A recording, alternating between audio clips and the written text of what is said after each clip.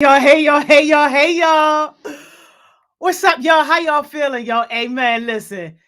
I hope somebody came with a big notepad because y'all already know how we get down on the Power Professional. Yo, is it just me or we don't have these enough, yo? Like I was dying to get to today, literally, yo, because I'm like, yo, it's so much opportunity. It's so much going on, and these skills are going to help you get there. Look, y'all, we got to get to what we get to.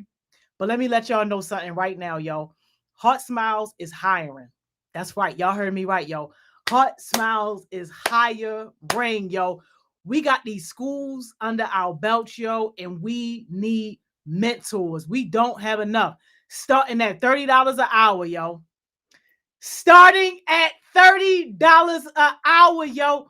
But I'm only going to be talking about it in spaces like this because these are the people that I need. The skills that you learn in places like here, Power Professional, Winning Wednesdays, Thriving Thursdays, Focus Friday. Like, yo, y'all the people that I need. So if you got availability during the daytime and you consistent, yo, hit me up, yo. Hit me up. Y'all, we gotta get ready to get this thing started. What's up with y'all though? Yo, Breezy, I see you. What's up, Finn? Asita, what's up, Reality? Yo, Sang, what's Jimmy the Dilemma, KR Smoothies, Cam Gotti. Thank you for getting on the FaceTime with my girls earlier, yo. Really appreciate that. Tizzy Tay, what's up? Tay Bands, what's up, Tay Bands? Kai, what's up, Kai? What's up, Blessing? Tanner, Mr. Bonnet, hey Anaya, what's up, Kels? Trackstar, what's up, Soul? Yo, so I just gotta be at school. Hey, yo, hey, Jimmy the Dilemma, I'm working on it, yo. I need you to be graduated, yo. For real, for real. Yo, let's get Miss Tay on here, yo. We gotta get to what we get into, yo. We gotta get into it. Miss Tay! Hey, can you hear me? Missed you. Yes, we can hear you. Hey, Listen, are you glowing? I'm sad, y'all. I'm sad. I'm sad today. I think I'm getting attached to y'all. This ain't a good look. Don't I do don't do that. attachment well. I don't do attachment well. This is a lot. I missed y'all. It feels like it's been a month. I was like, y'all so excited to come back and be with y'all. Oh my goodness. I can't take it. My baby heart can't take it. It's too much. It's too Don't much. do that, yo. Don't do that. Let me find out your icebox melted, yo. It's too much. Look, when you said a mentor, I'm like, shoot, can I apply? I'm ready. I want I, to be with them all the time. I can't take it. My I heart can't know, take it no yo. more. I know, yo. It's for heartbeats, yo. But it's crazy Hey, because the skills that you do I need to teaching, get my badge? Cause I'm a where my badge? Where my badge at? It's right. not your badge, yo. Hey, yo, I gotta find that picture and post it so they know what you're talking about. She really do got a badge, like for I do real. have a badge. I do, cause Miss Joni be acting like I'm not official out here. So I had to draw my own on a little post-it note. I had a safety pin for it and everything. I was putting it on my shirt. Oh, I missed y'all too. Y'all don't do this to me. Listen, y'all about to take a real one down. Okay, I ain't gonna be out here crying and such. It's too much. I'm a grown man. Don't do me like that. Not I'm a grown man. I missed y'all. Hey everybody, said my icebox. Hey everybody. Yo, Listen, today's topic is a real one, okay? Because we are dealing with difficult people in the workplace, okay? We dealing with difficult people in the workplace. Now, I'm gonna need for y'all to do me a favor this time around. We in here enough for y'all to be able to do me favors, right?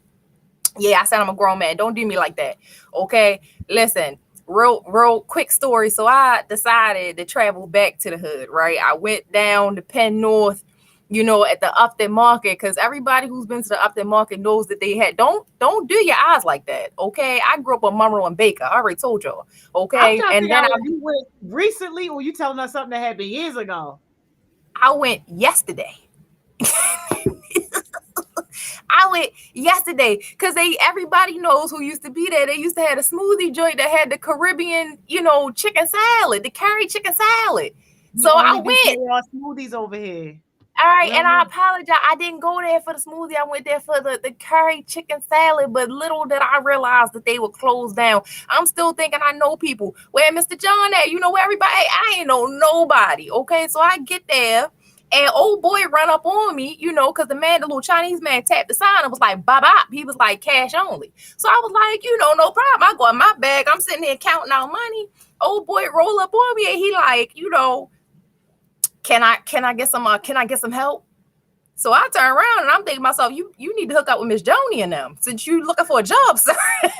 I have my badge on me, nor did I have a card. So I was like, no, I ain't gonna be able to help you. Now, for anybody who knows me, I carry around care packages in my car. I do it all the time. Blankets, waters, food. I'm your person, right? But don't roll up on me disrespectful, which is what he did. Okay. So as I turned back, I was like, no, I ain't gonna be able to help you because I'm looking at you. You looking able-bodied. Okay. You need to go ahead and we need a plan in place. How you gonna get this money? I was like, I'm not gonna be able to help you. My man took a step back and was like, why not? I was like, hold up. Wait a minute. That's what they doing now around here on Penn North. That's how we handling things. Or are we about to go ahead and make a plan to get money? Asking people for money is not a plan. It's just not a plan moving forward. And I was pretty asking people for money.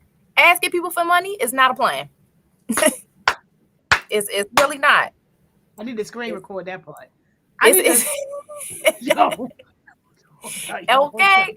And it's funny because a lot of y'all young people feel like because y'all got $200, $300, $400 shoes on that you better than the man that's begging. You're not. You just got on better clothes. Come on. We're not going to do that moving forward, right? But the reason why I told you all that story is because it's really going to lead into dealing with difficult people. If you can learn to deal with difficult people, it's not just in the workplace, because a lot of y'all feel like you can go hard on somebody in the street and then all of a sudden you're going to be able to put on your professional hat and then go into a job and it ain't going to come out there. If it's coming out in the street, I guarantee you it's going to come out at the job. Right? Because somebody got you messed up. Ain't that what y'all thinking when y'all go to the job? When somebody say something to y'all sideways, oh, this lady got me messed up. You're not going to talk to me any sort of way, right? Look. When people are like, oh, you got the right one. So I really need for us to figure out how we're going to handle people in general, right? In general. So, when the man rolled up on me and, he took a step back, my first thought was he was going to swing. That was my first thought. So now my thing is, after I mace you, that's for one. After I mace you, you're going to know you've been in a fight. That's just, but see, here's the thing. I could have taken that opportunity to fuss him out, curse him out, you are good for nothing, blah, blah, blah, right? Or I could have had the opportunity to remain silent. And a lot of us believe that silence is weakness. And I guarantee you that silence is strength, because it really takes nothing to haul off and hit somebody. It really, really doesn't. It doesn't take anything to cut somebody with your words. It doesn't take much of anything to ball up your fist and punch somebody in the face. But it takes full out restraint to be able to be silent when somebody is attacking you. Now, a lot of us have been taught that to do that, I'm going to lose respect. And so I have to address you right here and right now so that this thing don't happen again. But see, you may do that and you might get street cred for doing it. But you may also talk yourself out of having opportunities moving forward because you don't know how to control yourself. So we're going to talk about that today. And I love more than anything to give you all lessons that are going to work in the workplace and at home with your friends, with your family, because I told you all day one, I'm not here to tell you about how to just be professional. I'm here to tell you how to be a person. And if I can give you lessons to be a person, you could take that anywhere. You could take it to school. You could take it to your families. You could take it to work, so that's really what we're here to do. I'm not here to tell you all how to be phony. That's just not how we're going to do this thing. But I'm going to tell you about skills to move forward. So let's do this thing. Yeah, like I'm trying to keep my character together because I have too much. Absolutely. Not they be cruising for a bruising. Yo, I was trying to hold it in, y'all. When she go like, hello, young Tim. Yo, that's so familiar, though. That's so familiar. I so remember hearing that all the time. They cruising for a bruising. But see, I know what that's like too. I know what it's like to be with explosive people who, you know, it was nothing for us to all just get out and start fighting. Like that's terrible though, because the thing that I thought that I could turn on and turn off, I no longer had control over. And I thought I had control. See, when I was going off on people and fussing them out and cursing them out, see, people thought twice about coming to me sideways. People were like, oh boy, don't say nothing to Tay, because I'm going to tell you right now, she going to fuss you out. She don't care who you are, right? And part of me loved that. Like, I loved having people think twice about coming at me sideways, because I was the kid that got bullied and I was the kid that, you know, was odd and all these other things. So when people were thinking twice about approaching me, that was strength. But I was really pretending, right? I was pretending to be that person. But then before I knew it, I was that person. And I could no longer turn it on and turn it off. It was second nature. I was gonna straight up hit you with something nearby. But the problem with that is that you lose control. You really do really lose control. So today is about communication, dealing with difficult people in the workplace, and control. Right? I'm about the Mr. Miyagi, y'all. They don't even know who that They is. don't know who Mr. Miyagi is. They don't know who Mr. Miyagi. Their parents know who Mr. Miyagi is. I think I need a moment of silence just for that. Like, that hurt all my feelings. Just that you all know. I should have known saying this. Straight up, wax them. See, they don't just see you sleeping on them. Feel like they don't know. Clearly, they know. They just Googled it real quick. But you know what? I appreciate the dedication. They say, yes, we do. See, you around here talking for them. You don't know. They know. That's only because the new Karate Kid came out.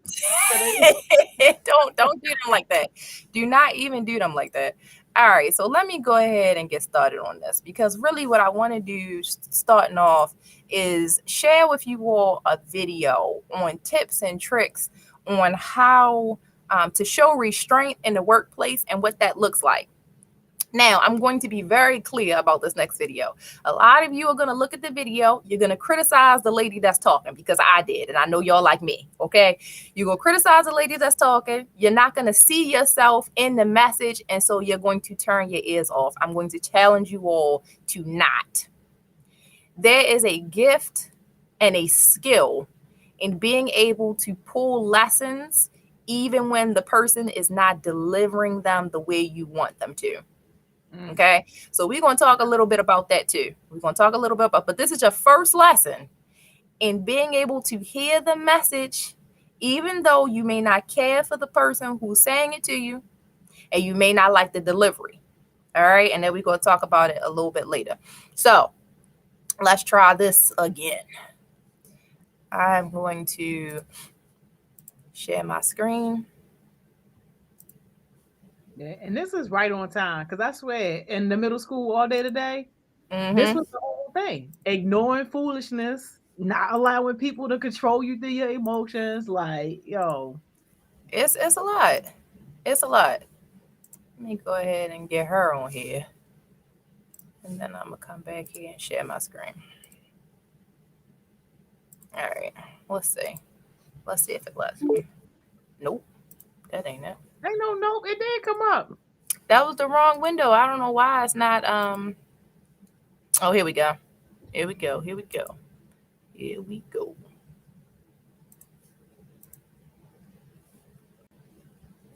You can see her?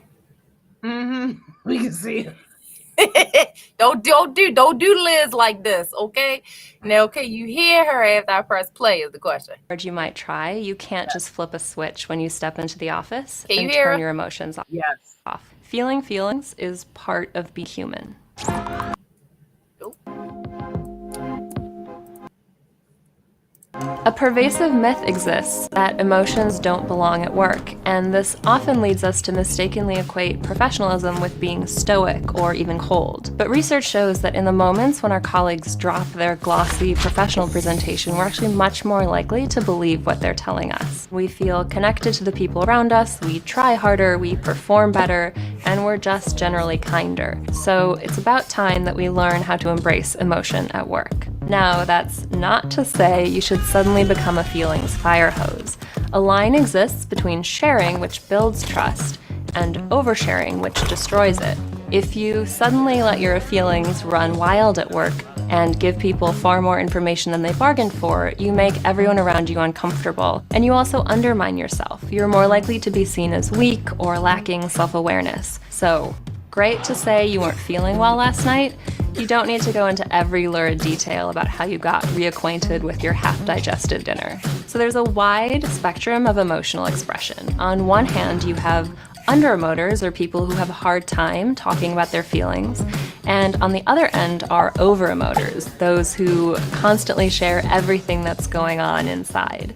And neither of these make for a healthy workplace. So what's the balance between these two extremes? It's something called selective vulnerability. Selective vulnerability is opening up while still prioritizing stability and psychological safety, both for you and for your colleagues. Luckily, anyone can learn to be selectively vulnerable with practice. Here are 4 ways to get started. First, flag your feelings without becoming emotionally leaky. Bad moods are contagious, and even if you're not vocalizing what you're feeling, chances are your body language or your expressions are a dead giveaway. So if you are crossing your arms or hammering on your keyboard, your coworkers are going to know you're upset.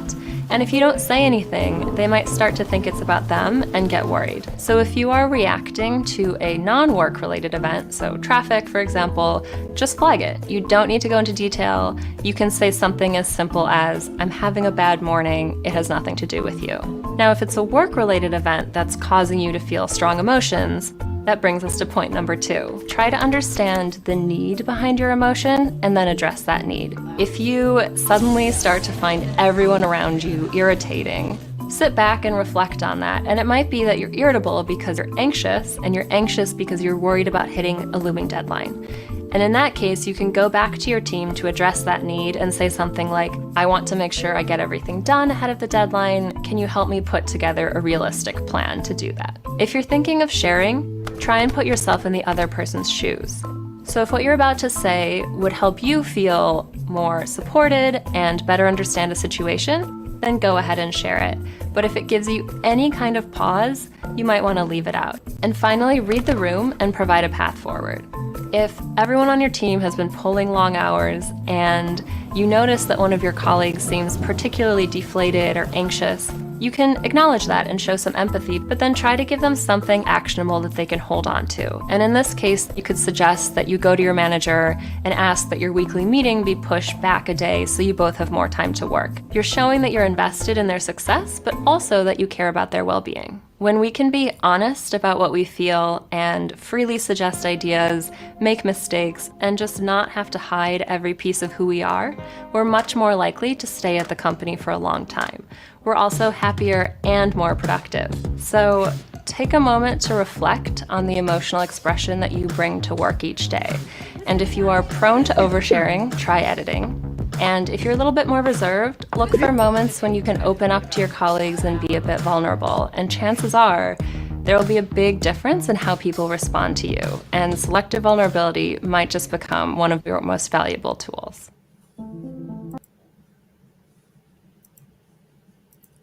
All right, so listen.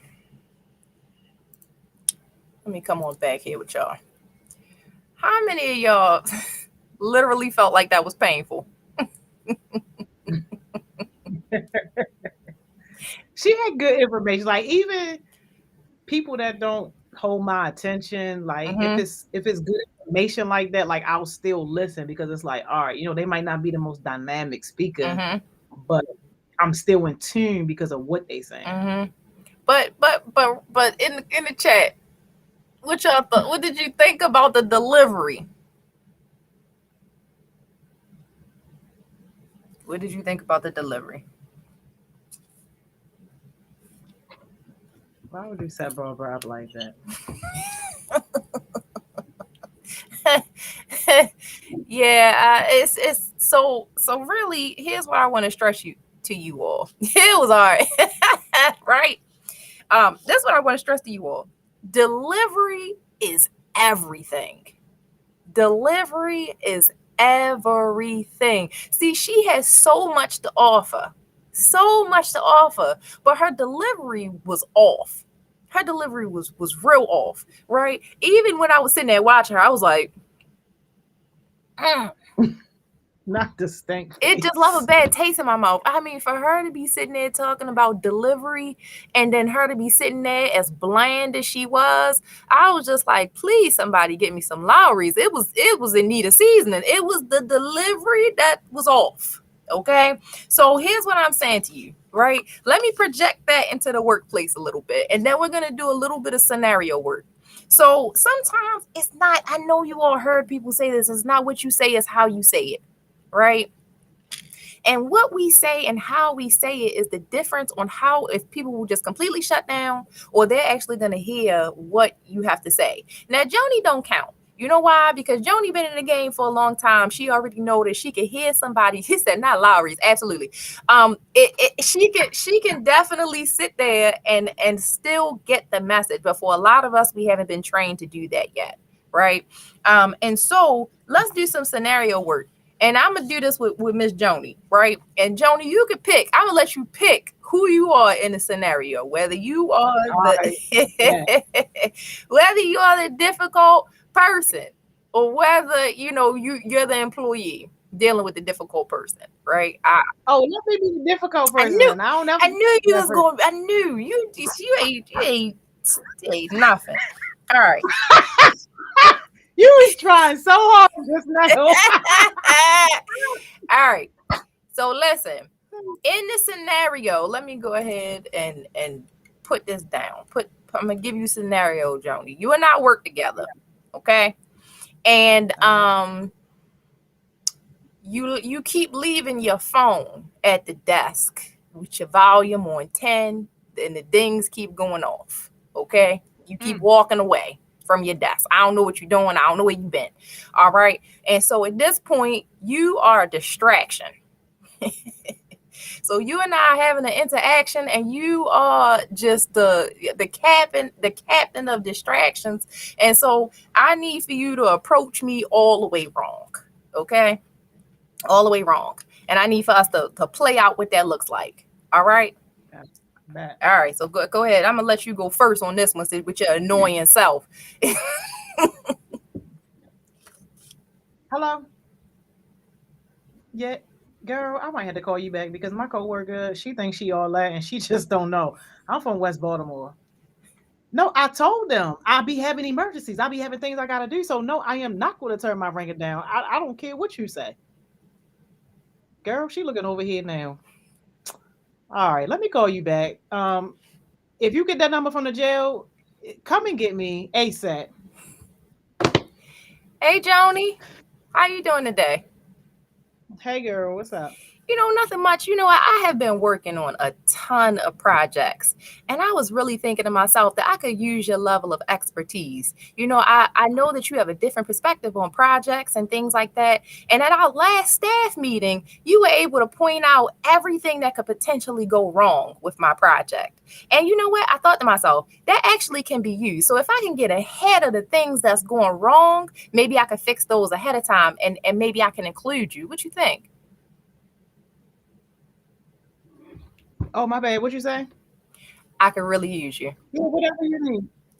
Yeah, okay. Thank you so much. But you know what? Send me an email. And I will do that, and I appreciate that. But it seems like if you could just cut your ringer down on your phone, that I would appreciate it. Emergencies that I'm trying to take care of. Okay. Things happening within my family. Mm-hmm. I don't feel the need to have to explain anything to you or anybody else in here. Okay. But I need to be able to answer my phone. Okay. And I appreciate that because, I have 2 children of my own, and I can definitely appreciate somebody who's family oriented. But it seems like you and I are not really able to come to an agreement. So I was wondering if you and I could go into the boss's office and just let him decide how we can move forward with our policies and procedures. If the boss wanted me in there, I think the boss would have called me in there. You're not my boss, respectfully. So I Mm-hmm. like to get back to work because my time Okay. is precious and I have a lot of things to do. That sounds great. So what I'm going to do is I'm going to go ahead and put that on the calendar. I'll see you at 10.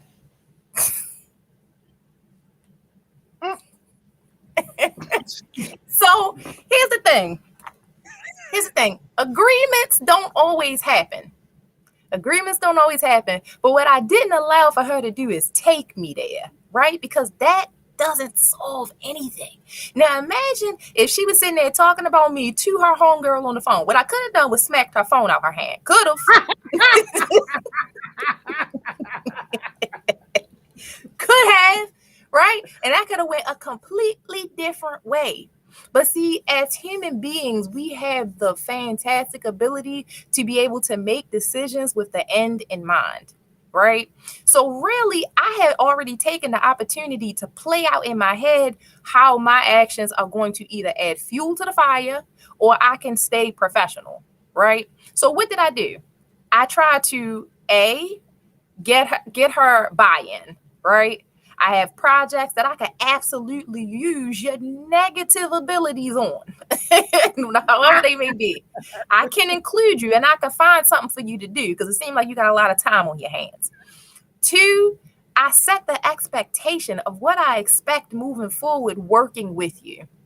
We still didn't come to an agreement. Well, guess what? We can also move this up and escalate it, and we can talk to the boss about it. And then we can figure out what the policies and procedures are moving forward that we both have to adhere to. What you didn't see in that was, for real, you ain't gonna talk to me any sort of way. Because the way my mother's daughter is raised, you're not going to be in my face talking about on the phone. What are you talking about? No, what we're going to do is we're going to wait at 5 o'clock and I'm going to go ahead and meet you outside. And that way ain't no bosses outside. Like, could have went that way. Don't make me doing that. You ain't my boss. You ain't my boss. Respectfully. When the respectfully came, I almost was like,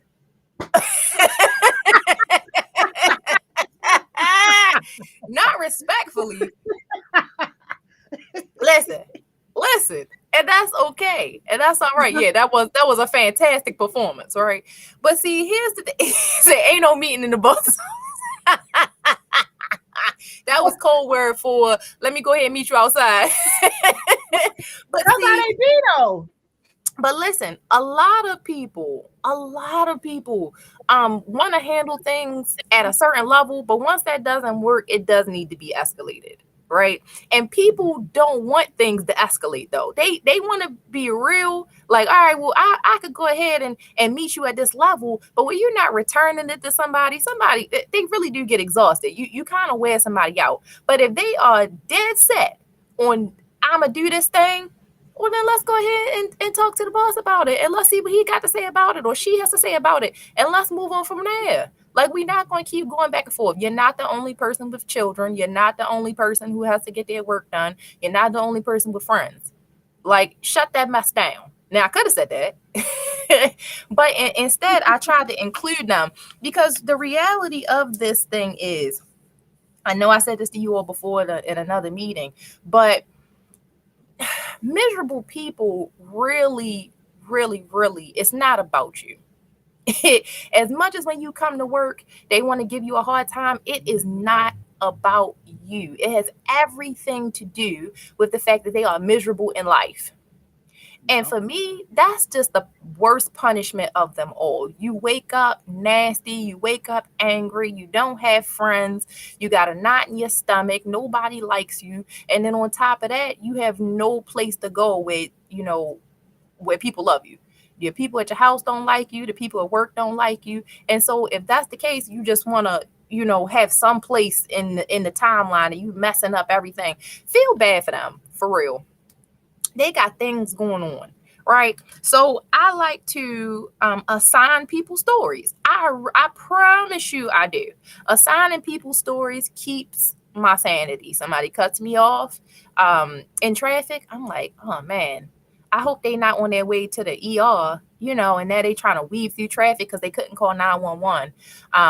I really hope, that person that's really nasty at work, they could have just gotten a phone call that, they found something in the MRI and they need them to come in. They could be battling cancer of some sort. And I like to assign people stories, not that I wish that on them, but the wisdom on the matter slows down rage. If I can assign you a story, I now pity you instead of wanting to punch you. That's just how I like to do. That's a trick that I like to use. If somebody is really seriously making me miserable at work, I can't imagine what their home life is like. They may have an abusive spouse. They may have a verbally abusive child that lives with them. They can have a lot of things going on with them. And it's funny, when we pity somebody, we're not angry with them. It's rare that you could do both. Anger and pity kind of don't exist in the same space together. They just don't. So if somebody has, you see that they're homeless and they just mean, sometimes you be like, dang, I'm pretty sure it's hard being out here on these streets. It's about to get cold outside. I could see me being angry. Sometimes we have sympathy for those people because we can visibly see it. But then when we visibly can't see what somebody is going through, we just assume that they just being nasty. We assume that they woke up and chose violence. But nobody who's happy wakes up and chooses to be miserable. They don't. Nobody chooses misery. And so sometimes we have to assign people what their misery is. And maybe it's not, but maybe they had a terrible childhood. Maybe they didn't have their parents. All of those things are just, it's unfortunate. And a lot of times, people who choose to inflict misery on others had no choice in the misery that was inflicted upon them. They were helpless. They may oftentimes be hopeless, and they choose to cope by making it normal. And so now here you are with your jolly self coming around me when I just found out I had cancer. And I also found out that, I'm about to get put out of my apartment. And I just can't stand the fact that you're so daggone happy at work when my life is miserable. And a lot of times people do that, and it, feel sorry for them and move on and move on. And so, what are your thoughts on that? I know that, we laugh and we joke and we be like, not me. I ain't gonna be able to do that. But here's the thing. As you all grow into the beautiful, wonderful people that you are going to be, your future is so bright that you're going to have to give and assign people mercy for not being you, for not having your opportunities, for not taking advantage of their opportunities that they were given. And sometimes we just have to assign them grace, feel sorry for them, assign them grace and move on. But when you home, sitting there and you still mad, you still sitting there mad about something that somebody did to you at work, you still about to get fired, lose your job, lose your opportunities. Now you done got a new job someplace else, and now I got the call to find out why you quit your last job, and I found out that you done punched somebody. I don't care how good your skills are. I don't want you here because you can't control yourself. You going off on people. I find out that you done, went off on the bars, and that's why you quit. And on top of that, you're a quitter. I definitely can't use you. I can't use a quitter. I really cannot. I don't care how good your resume is. I don't care how good your skills are. You're a quitter. And so for that reason, I done hired you. 10 other people that I thought maybe could work, and 2 months in, you didn't quit on me, which means that now I have to prepare the job again. I have to go ahead and advertise for it for a month. I have to get another month in background checks, and now I got to interview again. I done lost 3 months selecting you because and then you up and leave. I can't do that. I can't take that type of risk. So you have to understand from a manager's perspective that if I call and find out from somebody else that you've punched them in the face, you don't know how to control your temper, and you're a quitter, I'm sorry, but I just can't use you. I just can't use you. And it could be the job of a lifetime, and that will follow you no matter where you go. It's just going to follow you. That's just how it goes. And so here's the thing. I need for you all to be in the habit of showing gratitude. Showing gratitude is such a big thing. And that's why I put it. Did the journals go out, Joni? Yeah, they should have their journals. Y'all got your journals? They should definitely have them journals. Y'all know, got Miss your Money Mo journals gonna and do y'all it. ain't say nothing? Oh. You look off into the distance again. I don't know how I feel Not about the this. distance, y'all. Oh, They- hold up. No, hold up. Let me hit Miss Money Mo, y'all.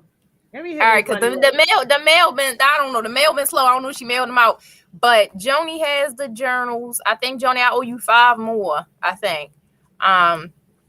But y'all should, but when y'all get the he said, yo, Joni, they said stop speaking for them.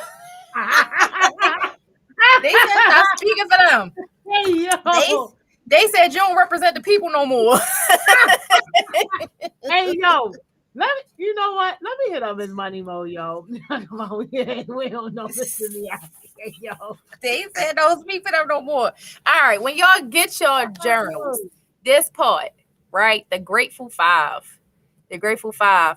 It's a daily habit of what you are thankful for, right? This was so important to me to put in this book because things go dangerously right sometimes. They go dangerously right. And we don't remember those times. We only remember the times that go bad in our lives. And so this is an entire year of things that have gone right in your life. And when you have those really bad times of dealing with a coworker who clearly is miserable at home, you're dealing with a coworker who's not taking the job as seriously as you're taking the job because you have places to go and people to see, I need you to go back to your journal and I need for you to see all that you've been blessed with. Everything that you've been given, the things that have gone right in your life. And I need for you to remind yourself of the path that you're on. And for you to not allow for somebody else to take you off your path. Because what we don't do is drink poison and hope, and then hope for somebody else to die. That clearly would not make sense to anybody on this line. I'm not going to drink poison for you to die, right? But that's really what we do with negativity. We become the negative person in an effort to give them what they've been giving. And so we ingest the poison to become them. So we could fight fire with fire. But see, you're poisoning yourself in the process. And so here you are on this beaten path that you've made for yourself. Your future, you could see it, right? You could see yourself in the future sitting there with the things that you've accomplished, whatever goals you've set for yourself. I know we did this in a session before, whatever that is. You have a family, you have children. You're on a remote island somewhere, and you sitting there looking at the person that you came with and you have all these great things in your future and you want to just give that away. You just go put a nice little bow on it and just give it to the person that's irritating you. Here you go. Here's your gift. Here's my future. You're welcome. Right? That's what we do. No, that's not what we do. What we do is we ignore people. We give them an opportunity to do better. The same way where Ms. Joni was like, oh, well, hey, I got a project I can give you. We can work on this thing together, right? I can help you with this. Sure, you can do all of those things. But what we're not going to do is package up our future and give it away. We're not going to do that. We're not going to do that, right? Because that doesn't make sense. It doesn't make sense. Because if you have worked with Ms. Joni, hopefully we'll continue to get to know each other. And we sitting here making goals. We moving things forward. We not sitting still. We're not going to give all of that away for somebody who can't control themselves. We're going to have enough control. We're going to have enough, fortitude to be able to stay the course, even when somebody is in our way. Right? We ain't going to do that. So I want to show you all another video, right? Because there's a different side to this coin. As much as I would love to sit here and be like, oh no, not Miss Joni kids, it ain't never them, right? I hate to say this. I hate to say it. But sometimes we are the difficult person. Dang it, I ain't want to say it. Y'all made me say it. Sometimes it's not them. Sometimes it's us. And somebody has come to us and in the most humble way told us that we need to show up to work on time. And you slacked on that project a little bit, and I really needed you to come through, and you didn't. And we done went home and told all our friends, I'm sick and tired of dealing with this lady. She make me sick at work. Or they block you. They block you, yo. They unfollow you, then they block you. Dang. So I want to show you all another video because I would really be doing you all a disservice if I made it seem like it's always everybody else. Sometimes it's us. Sometimes it's us. So I want to show you all another video, right? And this one a few times just made me be like, that's what we doing? Okay. All right, here we go.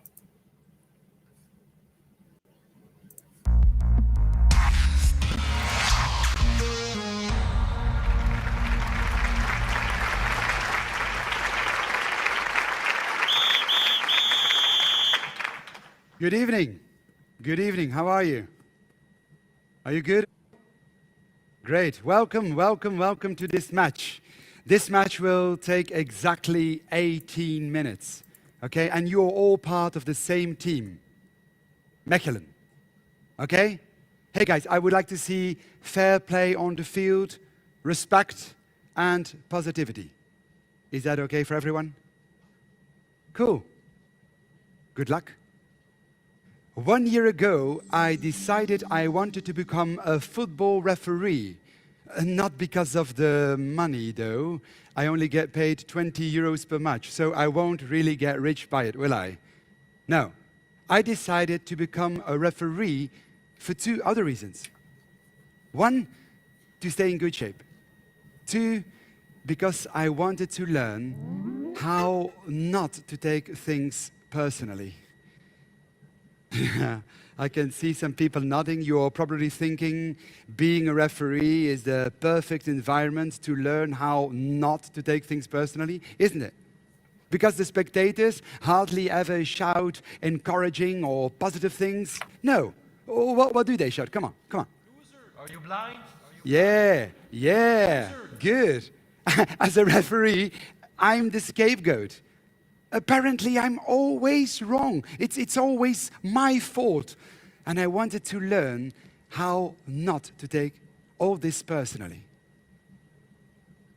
Because I really struggle with this. For example, when I drive slowly because I'm trying to find a specific location and somebody is just driving behind me, I feel hunted, especially when they start honking and flashing their headlights. I take it personally. I know I shouldn't, but it just happens. Do you see what I mean? Yeah.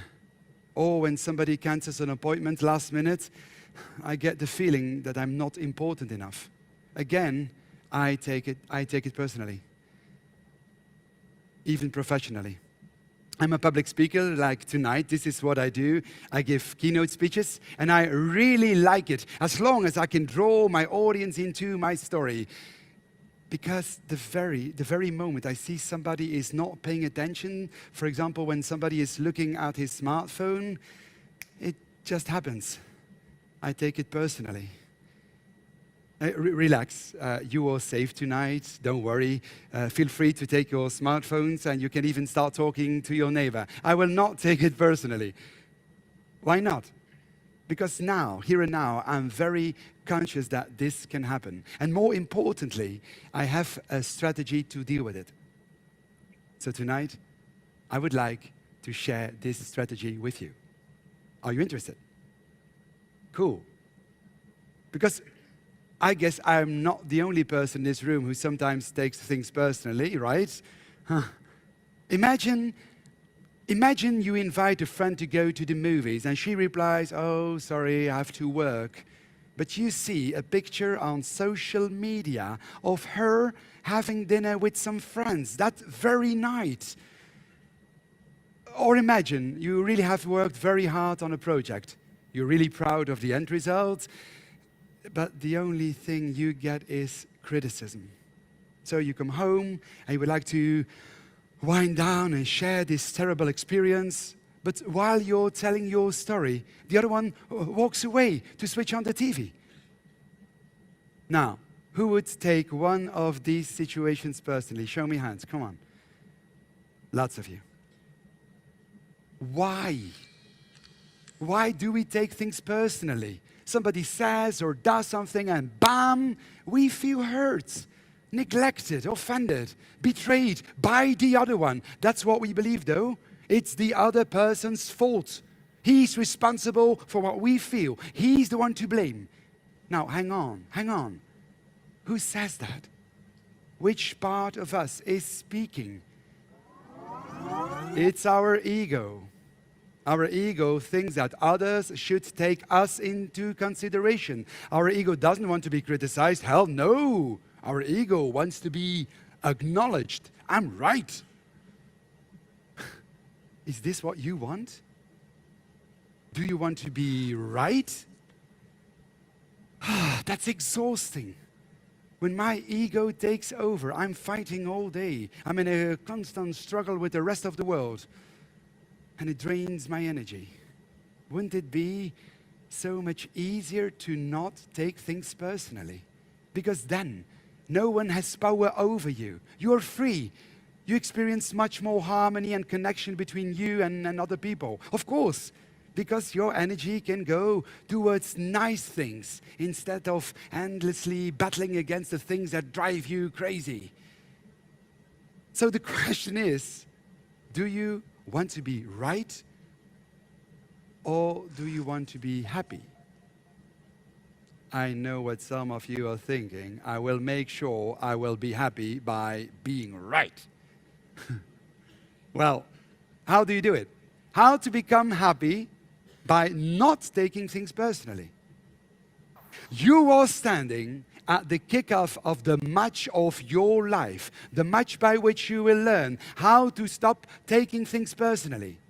So as a referee, I brought my coin for the toss.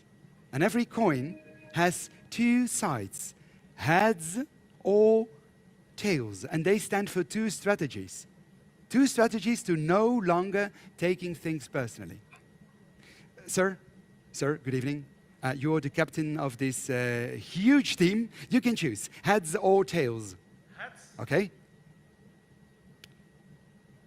You're lucky, it's heads.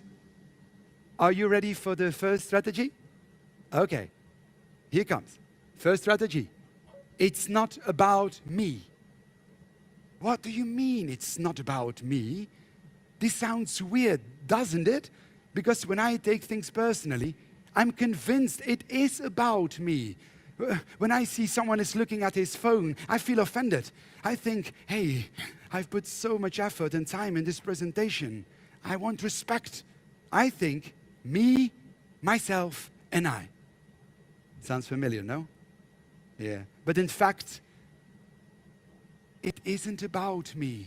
What if I try to look at it from the other person's perspective, asking myself, why?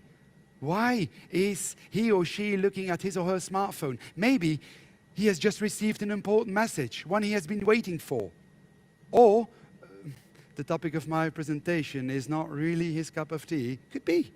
Or on the contrary, he finds it very interesting and he wants to take notes on his smartphone. Very smart to do that, by the way. I simply need to shift my focus from me to we, and I won't take it personally. If I try to see the intention of the other one, I make space for understanding instead of irritation. Does this ring a bell with you? When you put your son to bed, but he doesn't want to, he throws himself on the floor, kicking and screaming, "I hate you!" Do you take that personally? No, you don't, because you know this is not about me. It's about what he wants, what he needs. He's angry because he just wants to stay up a bit longer. That's all. So the first strategy to not take it personally is it's not about me. Look at the other person's intention.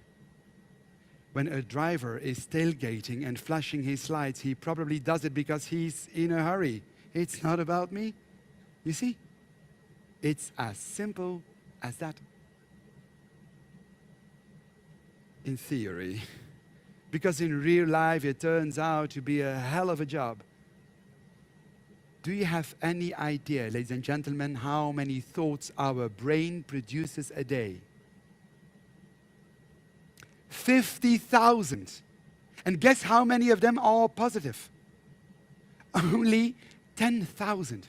So this means that 80% of what we think are negative thoughts. That's a lot, isn't it? When you see two colleagues talking to each other and just then they look at you and they start laughing, do you think, oh, they must have noticed my new shoes and they want them too? No. What do you think? Darn, they're laughing at me, they're gossiping about me. So it takes a lot of effort to correct yourself and say, hang on, I have no clue. They might be laughing about something that has nothing to do with me. So, seeing the positive intention of the other one requires a lot of discipline and training. And that's why I became a referee. To train my brain not to take things personally. I train my brain an hour and a half a week, the entire period of a match. I say this for the football dummies. And now before the match, I'm warming up. Not only physically, but also mentally. I give myself some pep talk in the dressing room. Frederick, watch out. Lots of things will trigger you during the game. You're going to make decisions who some will not agree with. And they will shout unpleasant things at you. So I tell myself, Frederick, don't take it personally. It's not about me.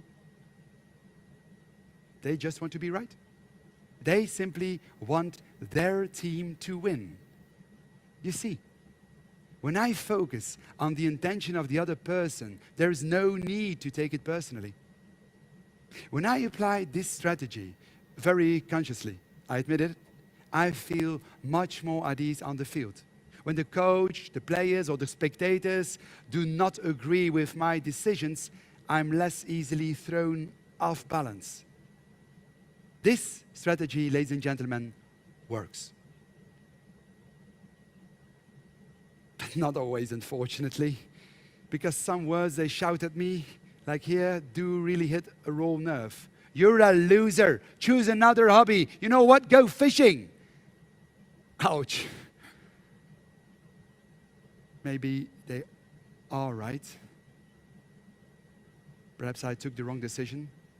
Maybe I am a loser. Honestly, that's how I feel sometimes. Do you see this? Every coin has a flip side. When this first strategy, it's not about me, doesn't work, it simply means it is about me. I have to look in the mirror and question myself. As a beginning referee, I still feel insecure, especially me. I never played soccer. It is about me because it has something to do with my insecurity. I doubt about myself, or a part of myself that I haven't come to terms with. Do you see my point, ladies and gentlemen? Even if I know that a driver is only tailgating because he's in a hurry, I still take it personally when he honks or he's flashing his headlights. So I must question myself. Probably I was driving too slowly. I'm aware of it. I just don't like that clumsy part of myself. Why else? Yo, we got shut off. Did we? Yeah, I don't even know if they can still see us right now. We about to see it. They put we suspended for policy violations. How we get suspended? Yo, oh God. How? Yo, I mean it do that with music. I ain't never. do like this with people talking. Hey yo. We in violations for YouTube. Hey yo. That's certainly what it was. They is killing us. Yo, can y'all hear us? Yo, I don't even know if they can hear us, yo. It still say stream unavailable. Seriously? Gosh, yo. The whole thing, yo. Enjoy say. Yo. What point did it get cut off? It said we need to call corporate. Hey yo. Hey yo. I'm confused as to how that was a policy violation when it is available That's what I'm online. saying. That's what I'm saying. It definitely was available. I wonder. That's odd. It said, "Let's call them." Yeah. Does that happen? Tell me more about that, so I know what not to do in the future. Because No. that was public. I know. We only in the music that we had when we got shut down was public. Like play the video from YouTube, but we got shut down, so we just So stopped. is it YouTube in general? Like sharing YouTube for too long could be an issue? I don't know. Because I if think so, it's I could have easily went to TED and just got the talk from there, honestly.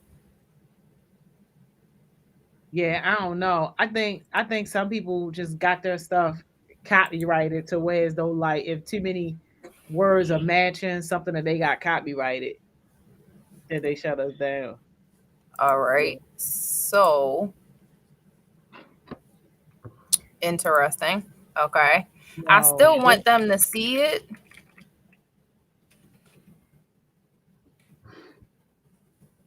Yo, I'm getting text messages. Yo, my man is crying right here. Yo. Oh no. All right, we back, yo. We back. All right, yo.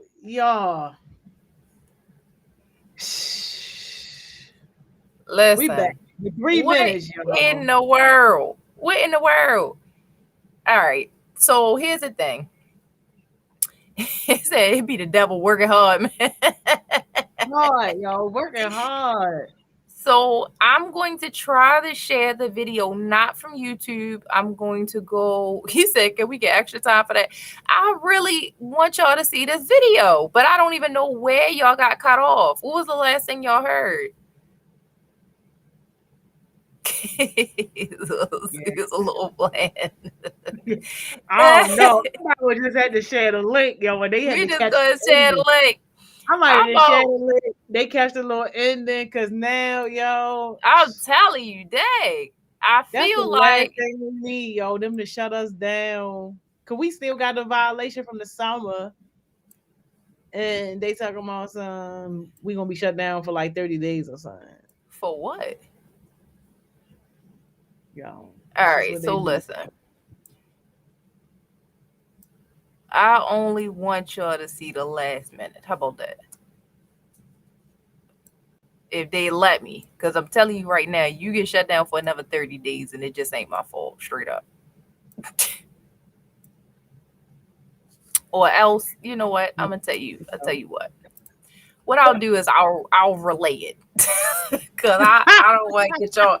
I don't want to get y'all shut down. Okay. So really, what you saw about the guy, hopefully toward the end of the video, is that sometimes it's us and it's how we feel about ourselves that cause us to not like what people are saying to us. He uses the example of saying, hey, if I came up to you and I said, guess what? You're orange. You would be like, what? Boy, please get out my face. But what if somebody came up to you and said, actually, I think you're selfish. I think you're selfish and you're good for nothing. Is there a part of us that becomes offended because we believe that about ourselves?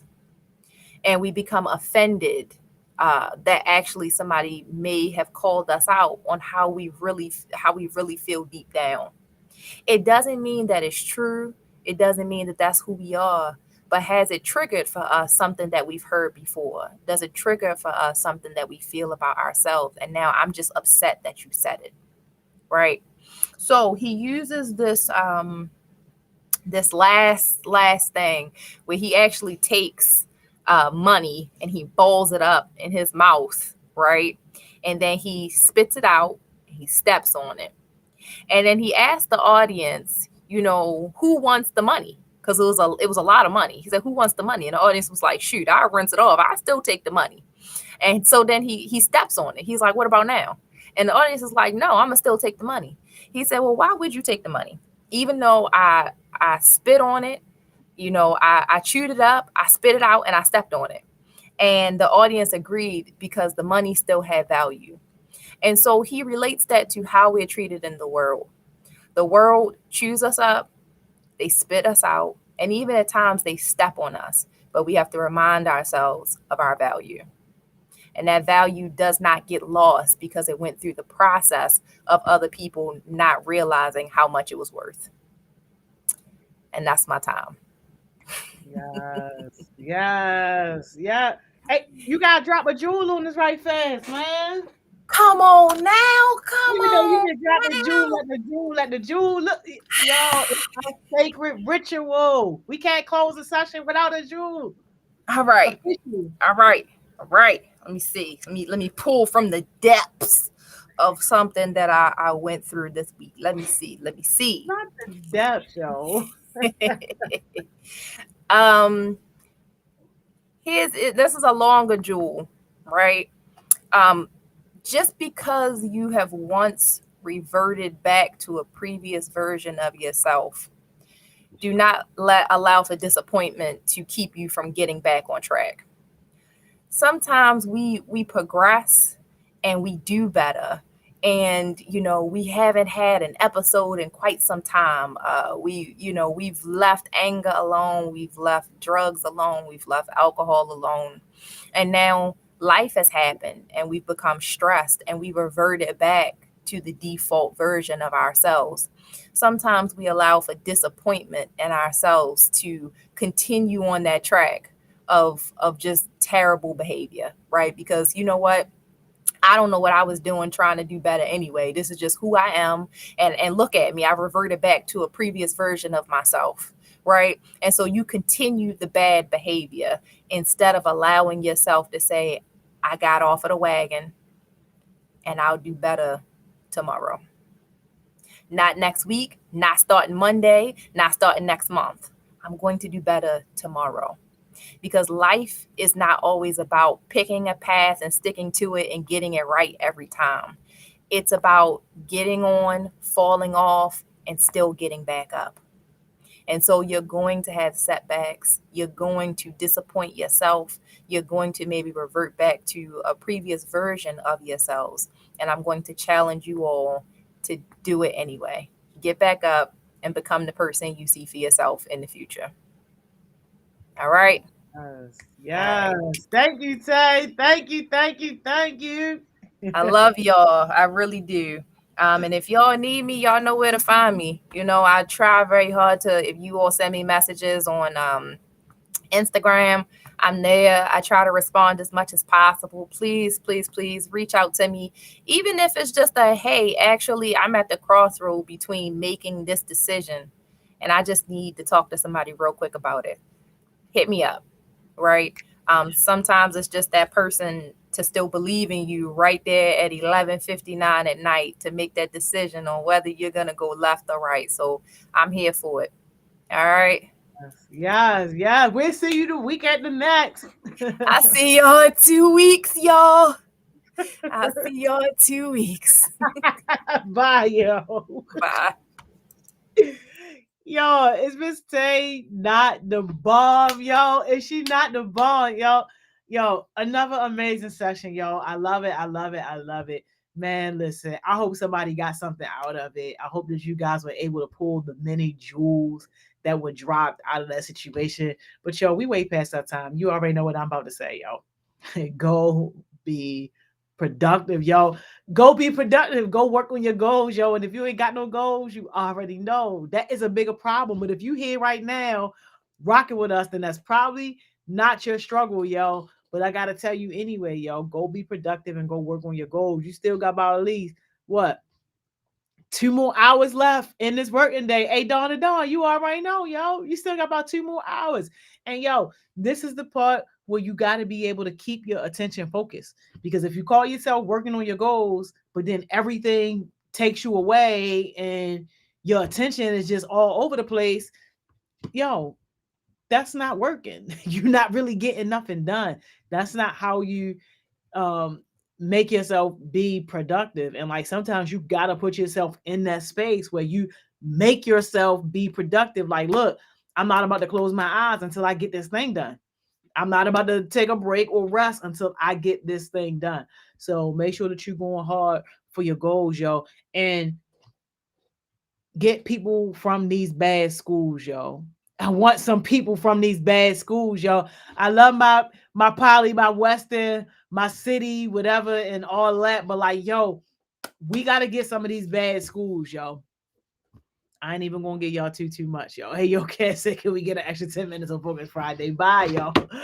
All right, y'all. If y'all rocking with us tomorrow, yo, I see y'all tomorrow for Winning Wednesday, yo. See y'all.